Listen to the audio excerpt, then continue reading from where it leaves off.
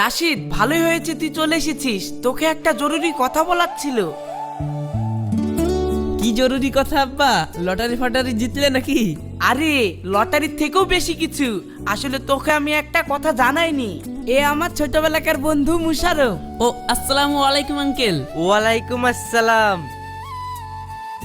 মুশারফ আজই বিদেশ থেকে দেশে ফিরেছে, আর আমি ওর মেয়ের সাথে তোর বিয়ে ঠিক করে ফেলেছি। মানে তুমি আমার বিয়ে ঠিক করে ফেলেছো? আমাকে একবার জিজ্ঞাসা করার প্রয়োজন মনে করলে না?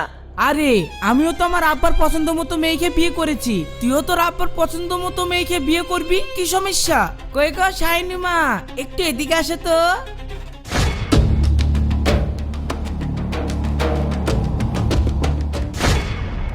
তুই?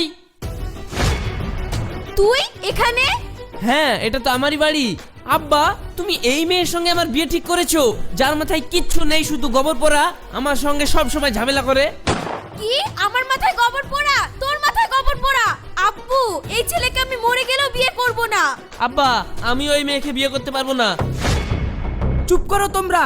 এটা কি মাছের বাজার পেয়েছো?